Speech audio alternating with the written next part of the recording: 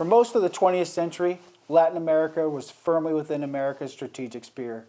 An extension of U.S. economic and security interests, geography dictated that reality. But Washington got complacent. For decades, the U.S. assumed the trade ties, history, and proximity alone would be enough to keep Latin America in its orbit. Meanwhile, China was busy writing checks, building roads, buying up key industries, and embedding itself in the political fabric of the region.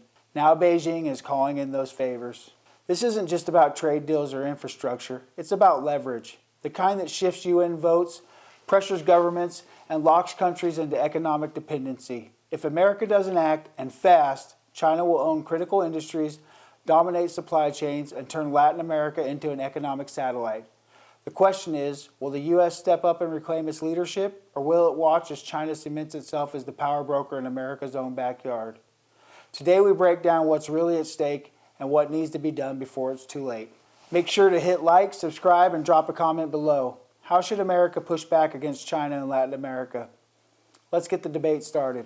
China isn't just investing in Latin America, it's colonizing it economically. Beijing's strategy is simple: flood the region with cash, promise prosperity, and when countries can't pay up, call in the favors. It starts with infrastructure. Through the Belt and Road Initiative, China has poured billions into Latin America, funding roads, railways, ports, and even space facilities. But here's the catch. These projects aren't about economic development, they're about control. Chinese-funded ports in Peru, that's a future naval foothold. Railways in Argentina, that's about moving Chinese goods, not Latin American exports. Space facilities in Patagonia, Beijing doesn't build those for fun.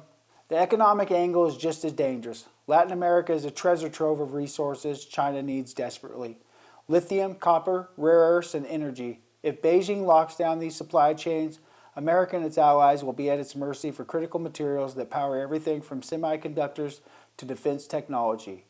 And don't forget the political angle. Nations deep in Chinese debt suddenly find themselves backing Beijing at the UN, shifting diplomatic ties away from Taiwan, and cozying up to authoritarian models.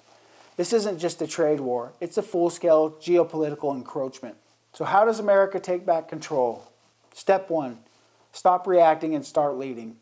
First, Washington needs to make Latin America an economic priority again. That means offering real investment, not just aid handouts. A new U.S.-led development bank could finance infrastructure without the debt traps of China's deals. More importantly, America needs to help Latin America build its own industries instead of just exporting raw materials. If we let China control processing and manufacturing, they win. The U.S. must invest in lithium refining, high-tech manufacturing, and energy production within the region, keeping those supply chains outside of Beijing's grasp. Second, security matters. China isn't just after resources, it's expanding its military and intelligence footprint. The U.S. must reinforce security ties with Brazil, Colombia, and Argentina, keeping Chinese influence out of military installations and security networks. The Monroe Doctrine wasn't just some historical footnote, it was a warning. China setting up military footholds in the Western Hemisphere is a direct challenge to U.S. sovereignty. If Washington doesn't take this seriously, one day Americans will wake up to a Chinese-controlled port hosting PLAN warships a stone's throw away from the Panama Canal. Third, energy independence needs to be regional. Latin America is sitting on vast reserves of oil and natural gas. The U.S. should be leading joint energy ventures to keep those assets out of China's hands. Instead of letting Beijing buy up lithium fields in Argentina or solar farms in Chile, America should be funding its own alternatives, ensuring stable, Western-controlled supply chains for the industries of the future. Finally, the U.S. must win the culture war. China's been flooding Latin America with propaganda, media influence, and educational programs designed to shift public sentiment. America needs to counter this with expanded education partnerships, pro-democracy initiatives, and support for independent media. Latin America doesn't need another autocratic model. It needs strong, sovereign nations that stand on their own feet. Reclaiming Latin America isn't just about business deals or diplomacy. It's about securing Western Hemisphere for the long haul.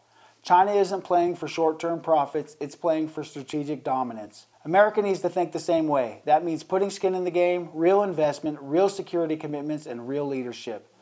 The Trump administration was one of the first to openly challenge China's global ambitions, laying the groundwork for economic pushback and strategic decoupling.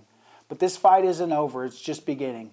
If future U.S. administrations don't step up, Latin America will slide further into China's orbit, and Washington will find itself scrambling to counter Beijing's influence from a position of weakness rather than strength. If America wants to remain the dominant power in Western Hemisphere, it must act now. The stakes couldn't be higher. The battle for Latin America's future is already underway. The question is, will America reclaim its leadership, or will it let China take over its backyard without a fight? Drop a comment below. How should the U.S. counter China's influence in Latin America? Should Washington go on the offensive with economic investment, security agreements, or something else entirely? Let's get the conversation going. If you want more hard-hitting geopolitical analysis, don't forget to like, subscribe, and turn on notifications.